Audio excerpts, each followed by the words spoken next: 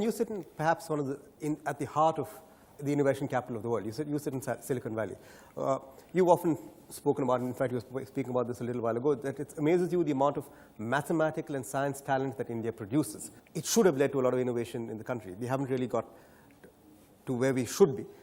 I'm not going to ask you about why we think we haven't, but what has made Silicon Valley the capital of innovation? And are there lessons that other countries and regions can draw from it? Can a Bangalore become a Silicon Valley, for instance, or is there something special there?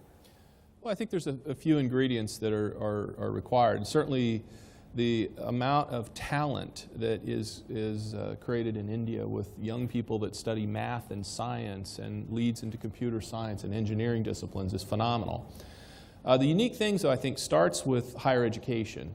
And typically higher education that has a research institute associated with it. That, I think, is a key ingredient. And in Silicon Valley, certainly Stanford plays that role, but there's other higher educational institutions, Berkeley in the area.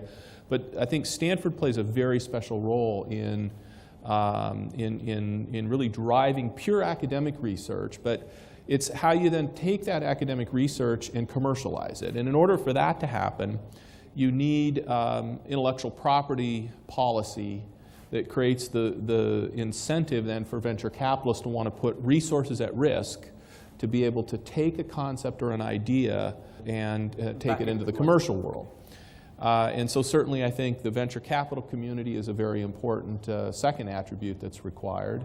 And then I think the third has to do with the different disruptive inflection points that take place in industries. And when you get the alignment of research with the willingness for capital to be allocated and people to take risks, combined with some inflection point and some new technology paradigm, that's where you see a wide range of startup companies that form around that concept or idea, and a certain number of them are successful, and it sort of creates the flywheel, if you will, for further startups and more innovation. Mr. I've deliberately kept you till the end because I know you hold a slightly contrarian view from the point you think I hold, because I think that we've messed up on innovation. We haven't really, because we've created an industry over the last 15 or 20 years that really is the toast of the world, which is the Indian IT industry. But has it stalled somewhere? Are we not able to go beyond a certain point? Sure. So, the way I look at it is it's important to take a step back, right? Let's take 20 years back. If India had developed a software product and said, wow, this is it, would the world really be ready to receive it, right?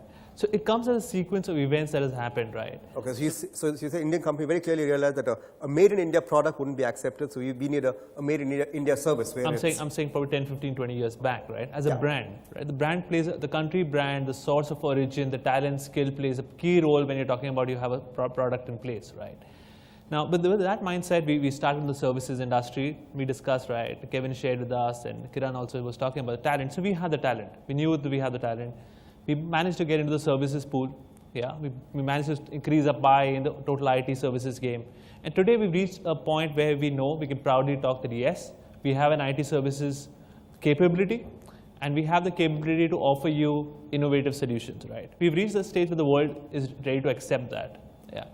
Now from there on, in the last few years, I have seen n number of companies, services companies trying to productize some of the solutions, entrepreneurs trying to build brilliant software solutions, and some software companies actually saying that yes, our vision is to focus on R&D and innovation, right? So we've seen the entire plethora of culture building up, right? And as we discussed a few points earlier, the next steps, of course, will require more collaboration, right? Very often I'm asked this question, why don't we have a Facebook from India?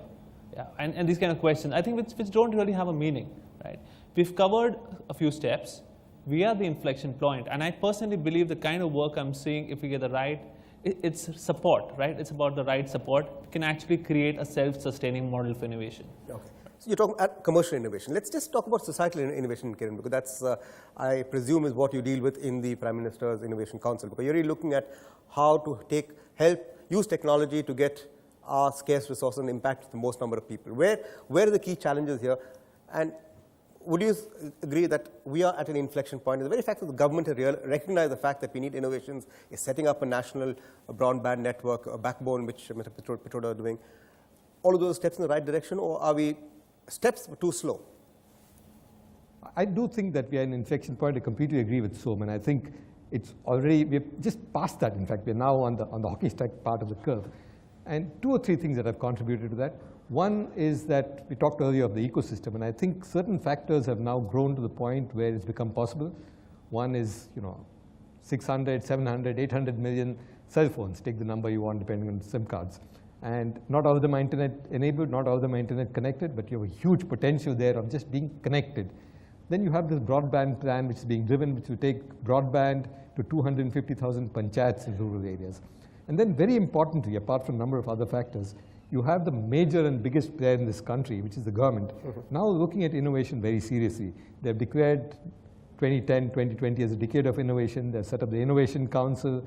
The Science Advisory Council of the Prime Minister, with which I have some involvement also, is also looking at innovation much more from the science and technology point of view. So I think you have a lot of things. The Innovation Council itself, as you mentioned, is looking at what you might call the bottom of the pyramid, to look at social innovation, which can change a lot of things in this country. And just one example from that, which is a great combination of technology, social innovation, and yet possibly business. The UID, the unique ID number, which Nandan and his team are working on, the Aadhaar, and the fact of cash transfers as a direct benefit transfer to individuals, I think is going to transform the country in terms of both social kind of things, preventing leakage, and very importantly, creating a platform which is technologically driven, which you can then use for all kinds of things like financial inclusion, payments, subsidies, identity. And I think these kinds of things are now getting there. And then to ride on that, you're going to get any number of applications. And Som is driving this 10,000 startup concept, which I'm sure you talk about, yeah. which is going to really take off in this.